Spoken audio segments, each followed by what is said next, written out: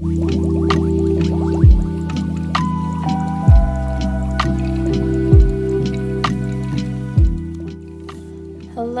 here we are again. This video I'd really like to dedicate more to safety and what to know when getting into tattooing. Obviously, it is one of the best jobs in the world, although I may be a little bit biased.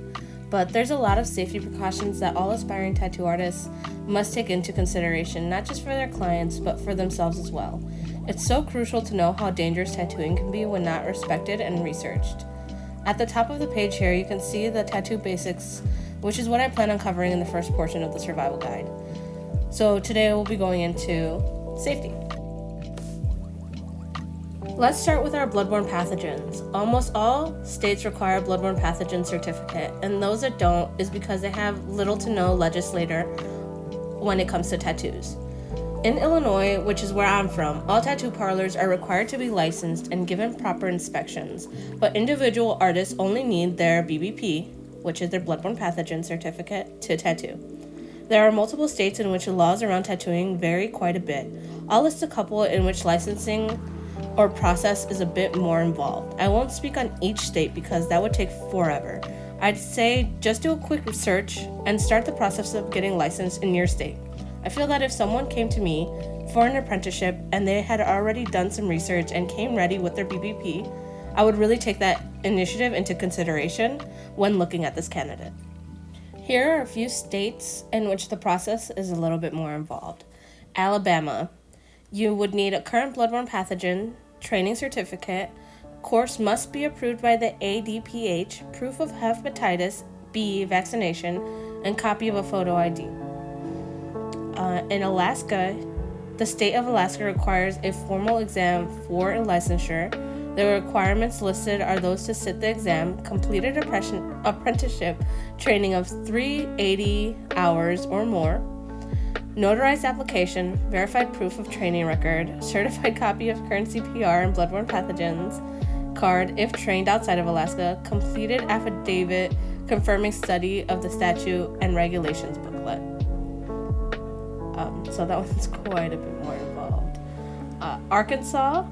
The state of Arkansas requires a formal exam for licensure. The requirements listed are those to sit the exam, completed an apprenticeship, minimum of 6 months, maximum of 24 months, 375 completed clock hours of supervised body artwork, log submitted by trainer, certified copy of current CPR and bloodborne pathogens card, and if applying for licensure as a permanent cosmetic artist, must provide a GED or school diploma. So those are some of the most involved licensing processes. I know Kansas as well asks for proof of high school diploma or GED, as well as the exam for licensing and completion of board-approved body art training program. So some of these can get really involved, and some of them are as basic as just getting a bloodborne pathogens, and the rest is really depending on the tattoo shop that you're in. BBPs are so important because if you accidentally chip yourself with a needle while tattooing, you'll know what to do. It's related back to tattooing with all of the precautions we take while setting up and constantly being aware of our cross-contamination. So let's get into what bloodborne pathogens actually are. So a bloodborne pathogen is any disease that can be passed or infected through air or blood. So AIDS, HIV, aseptic meningitis, cold sores, which is herpes simplex, boils, furnicles, and carbuncles, hepatitis B and C, infectious wounds, manilia, pneumonia, and these are just a few of what's at stake here. It is very important for tattoo artists to know this because any little accident can happen, and you need to be ready and have the correct equipment to handle any situation. Okay, let's get into some infections now. Let's talk about what can cause an infection in a tattoo. This can be many variables, but usually it's a client scratching or letting friends touch a fresh tattoo, letting a pet be near or sleep on a fresh tattoo, washcloths and the wrong soap on a fresh tattoo, poor sanitation in shop, and using the same needle and ink for multiple people. So another thing that tattoo artists have to specifically be careful of is tearing up the skin or going too deep, because this can cause a person to heal less quickly, which in turn has them at an exposure to or a higher risk of infection. Some symptoms could be redness, excess bleeding and scabbing, blisters and fever, and oozing plasma or yellowish pus. Now, plasma, redness, and bleeding are all very normal in like a regular tattoo healing process. However, if you're continuing or you're seeing your client continuing to bleed or being very red and swollen, or like the skin is hot around their tattoo even a week after they got their tattoo, that is a huge problem and needs to be looked at immediately, either by you letting them know or having your client come to you and being able to clean it correctly for them, and then just send them to their doctor, because their doctor will be able to give them antibiotics so that that infection can calm down a little bit, and from there you'll be able to, if they let you, fix an infected tattoo. I've actually only ever had one person come to me with an infection that they got from one of my tattoos, and she was so funny. Still totally love this client, and she comes to me to this day. But at first we were really confused as to what it was and why she had gotten such a really bad reaction. And she had told me that she had gotten reactions before from tattoos, but I couldn't. She was like, well, her last tattoo, the man who had tattooed her had left the needle out all night, and it was like a 2-day session, and then when they came back he used the same needle, and I was like, okay, well, it could have been that for her last tattoo. But for the one that I did, it was a small tattoo on her ankle. We were like trying to figure it out, and she came to me and she was like, you know what, I think I know what it was. I got really drunk that night. I wore super tight pants, and then I went to my friend's house and their dog licked me. Now, if you know anything about when you just get a fresh tattoo, you shouldn't wear any tight clothing on it, because the tight clothing can really rub against it and have a negative reaction. So it could have been that, but it also really, most likely, was the dog licking her fresh tattoo the night that she got it done. I actually really hate how I did the leaves on this peony, and if I could go back, I 100 times would. I end up filling it in black just because they looked hideous like this.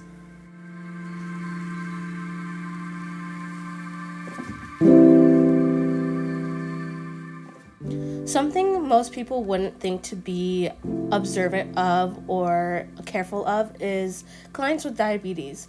People with diabetes can definitely get tattoos, but blood sugar levels have to be good, and they should speak to their doctor before coming to you.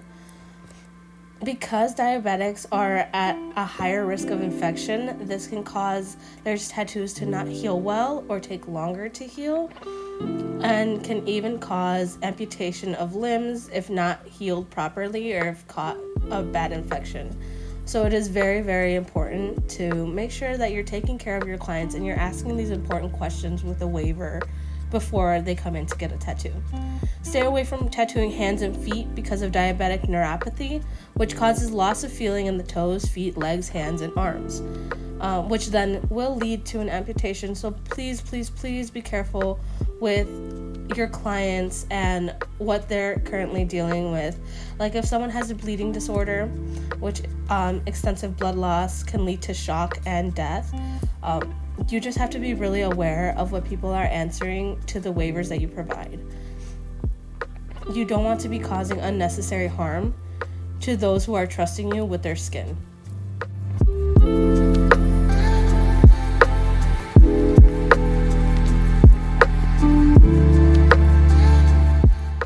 When it comes to excessive bleeding or people who take blood thinners, this can affect them, but it can also affect the longevity of your tattoo.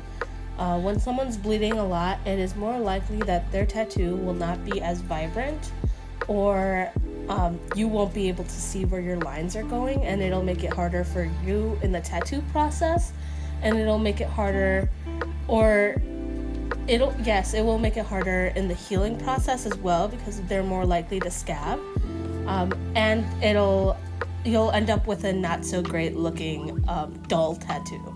So please be wary and make sure that people who come to you aren't drinking or on blood thinners or even pregnant. Let's get into some very important vocabulary to know when first starting to get into tattooing, or really throughout your entire career. You should always be aware of these things.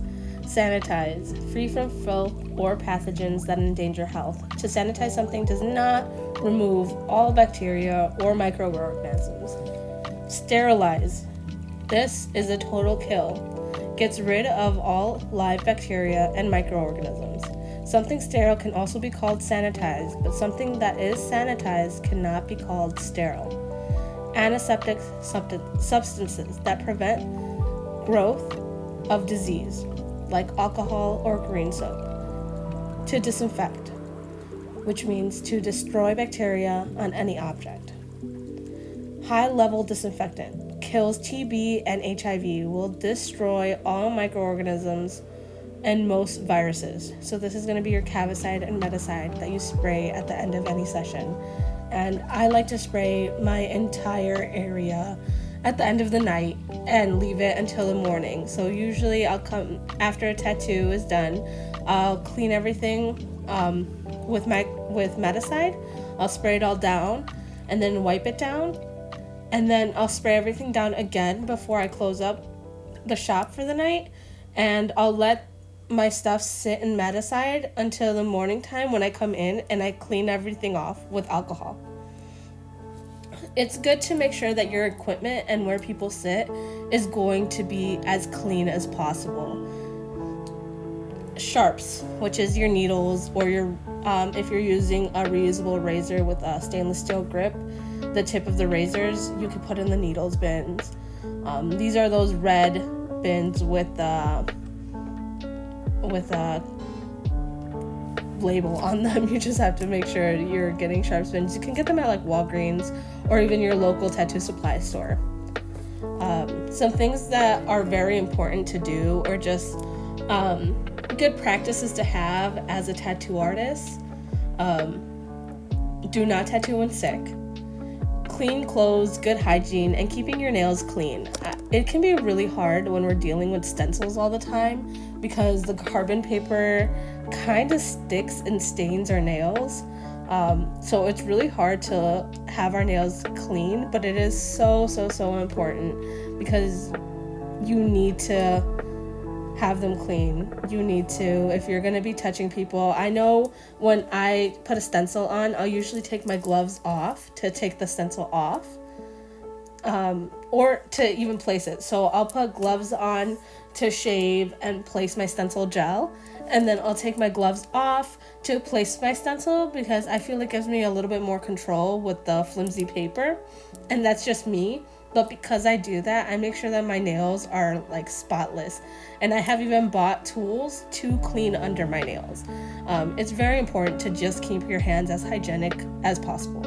Like, wash them after every single client, after eating, and after using the washroom. Do not touch your face or any other body part with gloves. Do not touch anything around you, not even your phone, not your vape, nothing. When you are tattooing, make sure your hands are only on your tray and on someone's body. When you want to get something or you want to hydrate, take your gloves off and go and do that. This will prevent cross-contamination so much. Keep your hair, clothes, and jewelry away from contaminated areas. So if you have long hair, tie it up. If you have long earrings, take them off. And if you're wearing bracelets, it's probably safest to just take off all jewelry.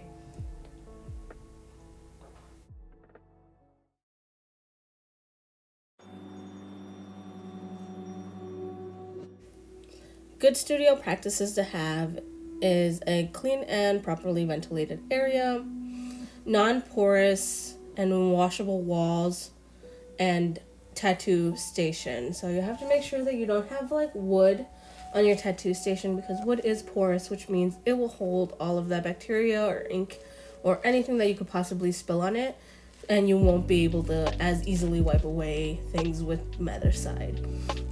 As well as walls as well. So like if you have a brick wall, it is more likely to hold on to bacteria, and it will be harder to clean your space.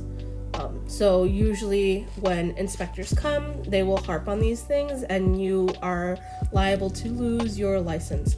So please make sure that wherever you are tattooing, it is up to code and it is safe for you to tattoo there. So do not tattoo at like a kitchen table, because most likely that is made out of wood and you will not be able to clean it properly. Workstations should stay clean, including the floor, usually, and including your chairs. So make sure you're cleaning the bottom of your chairs and the wheels.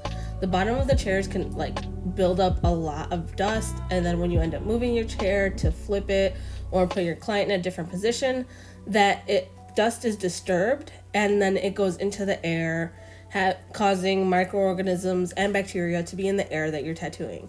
So just please be aware that you're making sure all of the area is basically spotless. This even includes the wheels on your tattoo stool. So where you're sitting, the wheels can roll over ink spots, because let's be honest, when you're doing a color tattoo, when you're doing a large tattoo that involves a lot of black, ink splatters. You might hit the tip of your cap and cause a mess, or you might spill some ink, and that will get caught in the wheels of your tattoo stool. So make sure that you're cleaning that as well, and just making sure everything is as sanitary as possible. So please, no carpet.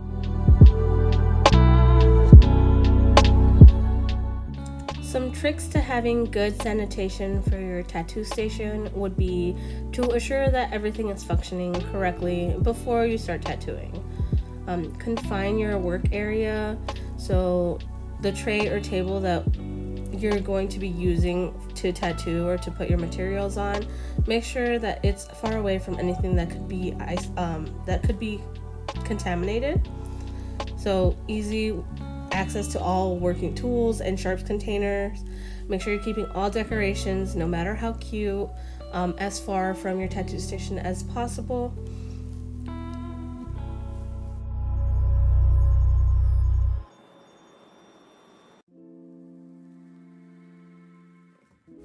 Everything that cannot be protected from contamination or autoclaved should be single use or disposable. Always dispense your products with something sanitary. So let's say you're grabbing some A&D or some inkies from a bottle, make sure you're using like a popsicle stick. You don't want to stick your fingers in there and put it on your tray, because one, that's not a good look for you, and two, it's definitely not sanitary. So make sure you have the proper tools to be able to dispense the products that you have.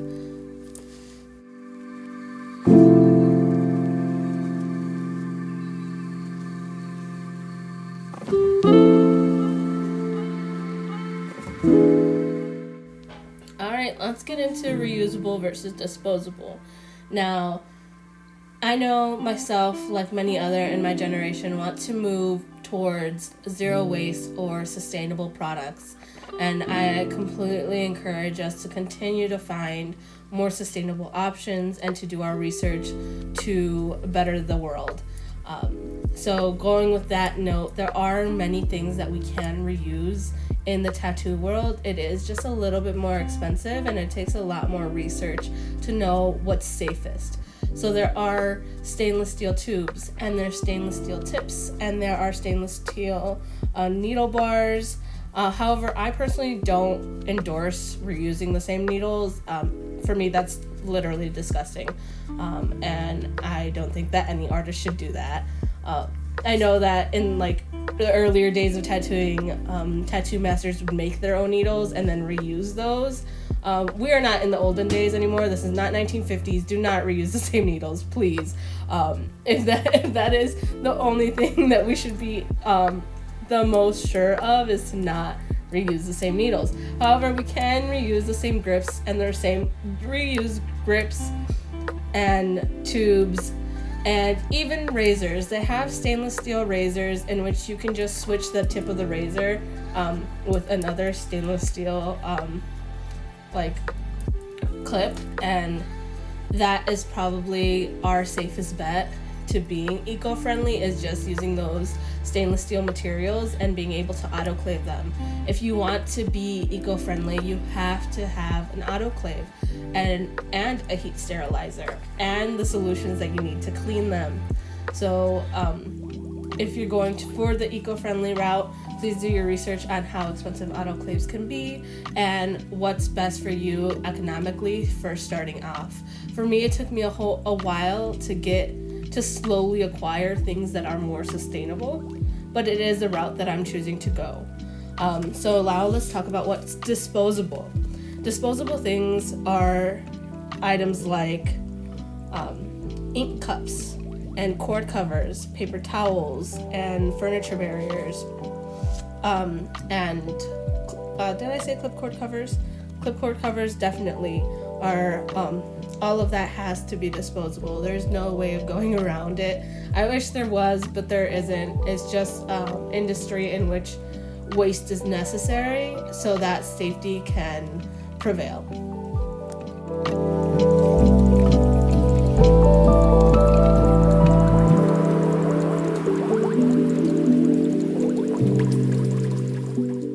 Okay, so let's get into these autoclaves a little bit more.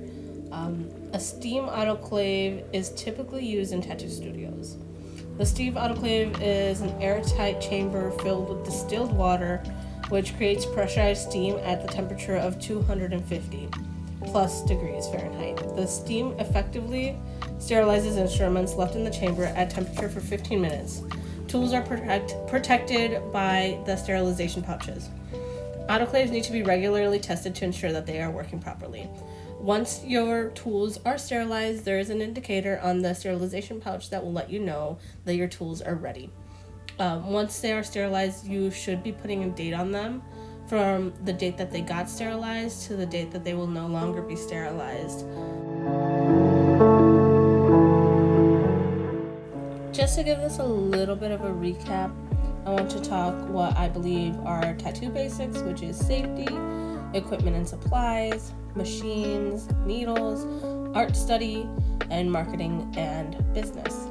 This, again, is not a how-to tattoo video. This is more of information that you need before you even start tattooing. I think the next video will be all about equipment and supplies. This is the one where I actually lost all the footage to it, so I do have the video of me adding to it, but it's already lined and all of that. I will be talking about money and how much it takes to start tattooing, what it's like getting your own supplies, how much ink costs, all of that. And to go over what we did go over in today's video is safety. So bloodborne pathogens, infectious microorganisms in human blood that can cause disease include, but not limited to, Hep B, Hep C, and HIV. Infections, symptoms, sanitation, like words to know. And again, I do have a disclaimer at the bottom of this page that says this is not an okay to just start tattooing people. Do your own research and try to find a mentor. In my experience, it has been the best to have a mentor whenever I have had a decent mentor, because it's really limiting when a lot of the tattoo community is like focused on gatekeeping everyone. But when I did find decent mentors, I was able to learn a lot, even if they didn't know that they were being my mentors. Just me being in a shop and watching other people tattoo was a great experience and huge for my development with my career. So I do 100% recommend going to a shop and finding someone who's willing to teach you or willing to have you in the shop. As a woman in the industry, finding somewhere for me to tattoo in the beginning was so difficult, and finding a teacher who was actually willing to teach was extremely difficult and rare. But I'm glad that I continuously put myself out there and took myself out of situations that weren't benefiting me. I have tattooed or apprenticed or worked with many a shop. I want to say like 6 or 7 shops in my career. And that's just a personal thing. I really feel out the vibe of a space. And usually I am the only woman in a tattoo shop. So for me, that wasn't something that I was looking for. And I had to deal with it for a long time when learning to tattoo. And eventually I did just make my own space and was able to hire women and people with similar ideologies as me. But we don't all get that luxury, so I do want you to put yourselves out there with tattoo shops and try and find a mentor.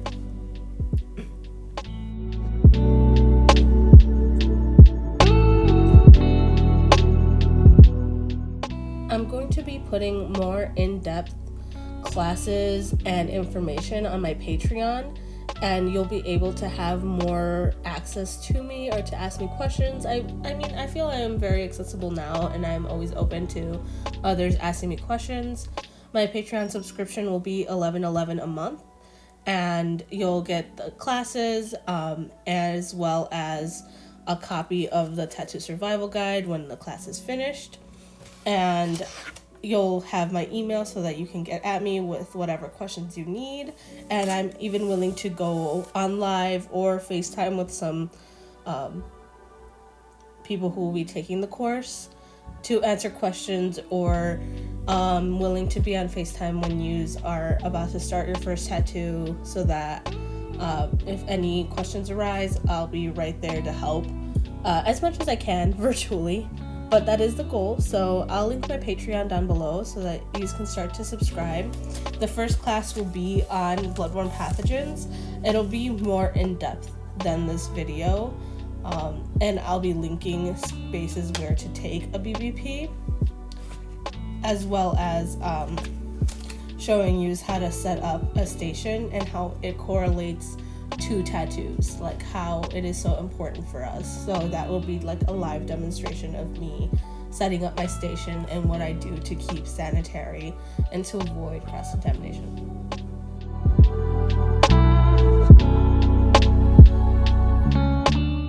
Thank you so much for watching. I hope you enjoyed and were able to get some knowledge from this video and pick up some new sanitary habits to have. Enjoy the rest of the video, and thank you for stopping by. Please like and subscribe.